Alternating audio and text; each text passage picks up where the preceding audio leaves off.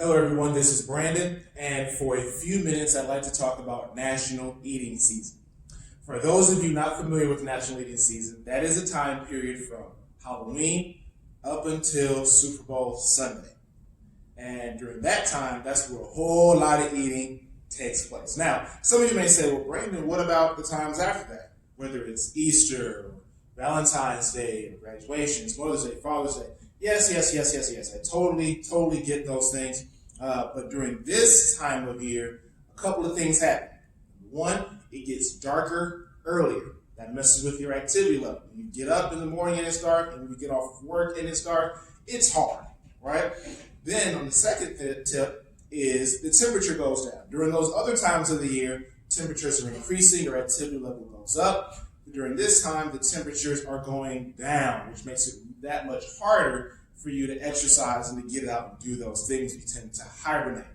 The main difference with us and bears, when bears hibernate, they eat nothing. When we hibernate, we eat everything. So during this time of the year, there is an average of 5 to 7 pounds of weight gain. Now, that doesn't mean you can't lose weight during this time, or maintain your weight. But I've also seen individuals blow that out the water and they have gained 20 or 30 pounds during a 3 or 4 month time period. It's really easy. Again, time goes back, so it's getting darker earlier. You are colder, which means you're less likely to exercise. This without as much sunlight. For those of you that suffer from SAD, seasonal affective disorder, things of those natures, that all plays a part. Not only those, but also because of holiday parties, year-end parties, fourth quarter this, party here, gathering here, church event here. All those things combine that if we are not intentional about how we spend this time, we can really put on and pack on some weight. So there are a couple of tips here that you can use to really keep your weight in check, because not everybody's goal is to lose weight. Some people just want to maintain their weight. But if you want to maintain or lose, here are a couple of tips that we have up here. Number one is to exercise. Now, we know that exercise is not a very efficient way of losing weight because it's hard to do as much exercise as needed to actually lose the weight. But exercise is a magnet behavior. And when you exercise, you tend to eat better, you tend to sleep better, and you tend to maintain your stress levels a little bit better. So even though the exercise isn't burning a lot of calories, the other things that it's enabling help us to keep our calories in check.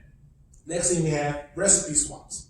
All right, so take some of your favorite recipes, take some of the higher calorie things away, add in some of the lower calorie substitutes, right? So for instance, if your whole thing is spaghetti, right, which is a really big and hearty meal that I can eat pretty much every day of the year, you can swap out whole grain spaghetti noodles and add in spaghetti squash, things along those lines, and cut your calories by 40, 50, even 60%. So taking those recipes and really swapping out some of the higher calorie things for lower calorie add-ins is definitely a big way. Third thing, get out the house. It is really easy to get off of work or get off of whatever you're doing, come home during a cold day, bundle up under the covers, and watch TV or chill. Right? It's really easy to do those things. It's cold outside, right? Getting out of the house prevents you from doing that as much. That could be, going to a gym and exercising. It could be going for a walk in a mall. Anything to get outside the house. You don't have to get out the house for all day. Just getting out the house just a little bit so that way you're not just sitting there and eating. Because when we sit in the house and we're bored, we eat.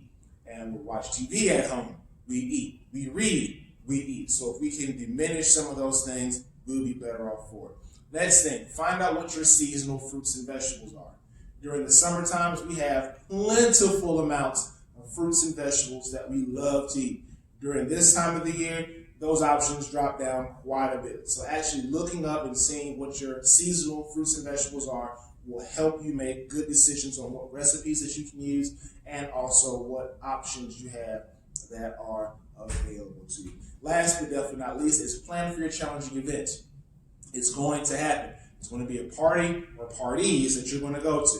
It's going to be a gathering that you're going to go to. You're going to go out to eat for something. Your church is going to have something. It's going to be something at your job. It's going to be this. It's going to be that.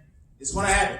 So you just have to plan for it. If you plan for it, that will make things a lot easier. By planning, maybe you go a little bit later to that event, so you don't have to eat the entire time. Maybe you leave a little bit earlier. Maybe you do a little bit of exercise before or after. Instead of drinking calorie-laden drinks, maybe you're sipping water during that time. There are a lot of things that you can do to actively plan through these really challenging times here. So I hope that was helpful for you. If you have any questions about anything, you're more than welcome to contact me through email, through phone, through social media. Thank you so much for watching this video, and I'll be talking to you soon.